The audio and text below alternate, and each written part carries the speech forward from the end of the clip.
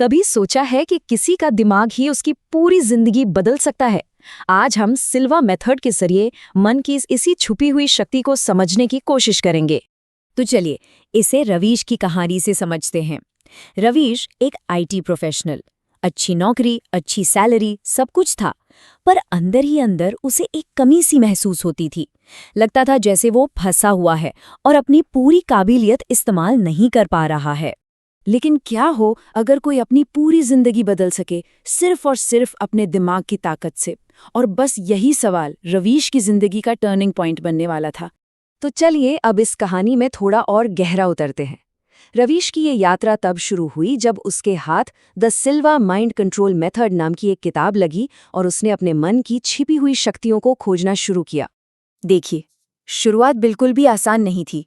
जब भी वो ध्यान लगाने की कोशिश करता तो उसका दिमाग यहाँ वहाँ भागता रहता। काम की डेडलाइन, जिम जाना है, कल क्या होगा, बस यही सब ख्याल घूमते रहते थे। इसी किताब में उसे एक कमाल की चीज के बारे में पता चला, अल्फा स्टेट। ये दिमाग की एक ऐसी अवस्था है जहां मन एकदम शांत होता है लेकिन आप सो नहीं रहे होते, पूरी तरह जागे हुए होते हैं। और यही वो स्टेट है जहां से आपकी क्रिएटिविटी, सूझबूझ और प्रॉब्लम सॉल्विंग की असली पावर शुरू होती है। तो इस स्टेट तक पहुंचने के लिए उसने एक बहुत ही सिंपल टेक्निक अपनाई, काउंट डाउन टेक्निक। बस आराम से बैठकर गहरी सांसें लेते हुए धीरे धीरे 10 से 1 तक उल्टी गिनती करनी थी। और हर नंबर के साथ ये महसूस करना था कि शरीर और मन दोनों और शांत हो रहे हैं। और फिर वो पल आया। वो पूरी तरह होश में था लेकिन उसका शरीर एकदम हल्का महसूस हो रहा था। ऐसा लगा जैसे वो एक ही समय पर जागा भी हुआ है और सो भी रहा है। इसका असर उसके काम पर फौरन दिखा। उसका फोकस कई गुना बढ़ गया था। अच्छा, मन को शांत करना तो रवीश सीख गया था, पर अब बारी थी अगले लेवल की, अपनी कल्पना का इस्तेमाल करके अपनी असलियत को बदलने की। तो रवीश ने एक नया गोल सेट किया, प्रमोशन पाना। पर जब उसने इसे विजुअलाइज करने की, मतलब मन में इसकी तस्वीर बनाने की कोशिश की, तो शुरू में कुछ हुआ ही नहीं। तस्वीरें धुंधली थीं और दिमाग बार बार भटक जाता था। तो उसने सोचा, चलो इसकी प्रैक्टिस करते हैं। धीरे धीरे उसने छोटी छोटी चीजों से शुरुआत की, जैसे मन में एक लाल सेब की कल्पना करना, फिर शांत समुद्र तट जैसे सिंपल सीन पर फोकस किया। और धीरे धीरे प्रैक्टिस करके वो अपने बड़े लक्ष्य यानी अपने नए ऑफिस केबिन को साफ साफ देखने लगा। और जानते हैं क्या हुआ? जैसे जैसे उसकी मेंटल पिक्चर क्लियर होती गई, असल दुनिया में उसका कॉन्फिडेंस भी बढ़ने लगा। रवीश अब मीटिंग्स में ज्यादा बोलने लगा, अपने आइडियाज शेयर करने लगा और जूनियर्स को भी सिखाने लगा। और नतीजा, कुछ ही हफ्तों में उसे वो प्रमोशन मिल गया।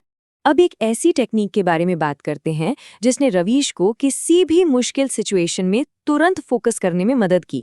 ये है 3 फिंगर्स टेक्निक। ये एक तरह का मेंटल स्विच है।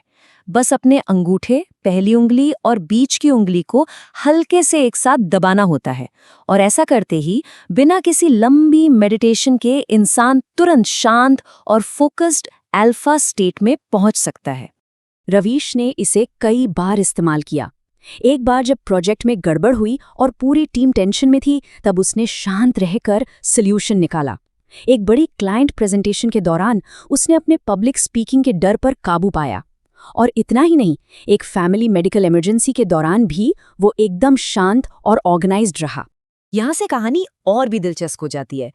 अब रवीश ने सिल्वा मेथड की और भी एडवांस टेक्निक सीखी और अपनी हेल्थ, इंट्यूशन और जिंदगी के बड़े बड़े फैसलों पर कंट्रोल करना शुरू कर दिया। उसने ड्रीम प्रोग्रामिंग का इस्तेमाल शुरू किया।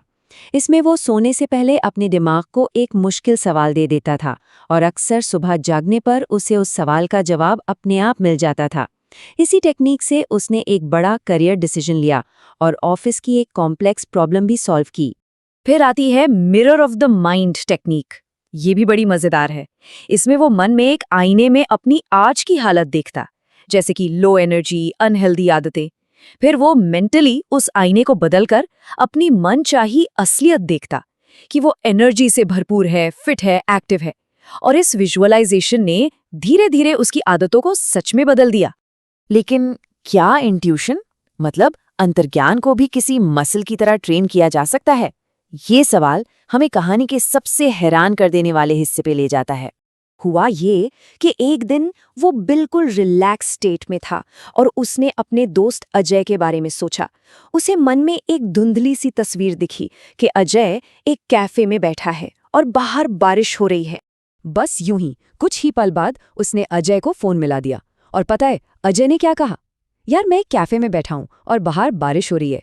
ये एक ऐसा पल था जिसने साबित कर दिया कि प्रैक्टिस से मन की ताकत को कहां तक ले जाया जा सकता है।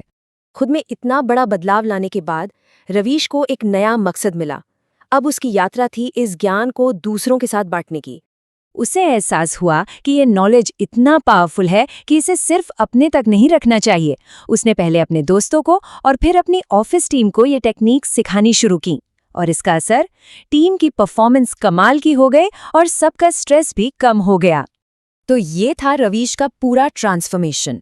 एक आईटी एम्प्लॉय से एक माइंड कंट्रोल मेंटर तक का सफर, एक फंसे हुए इंसान से अपने जीवन का मकसद खोजने तक का सफर, और एक फॉलोअर से एक इंस्पायरिंग लीडर बनने तक का सफर। रवीश की कहानी से एक बात तो साफ है कि हमारे दिमाग की ताकत की कोई सीमा नहीं है। तो आखिरी सवाल ये है कि अगर मौका मिले तो कोई भी अपने मन की शक्ति से क्या कुछ हासिल नहीं कर सकता।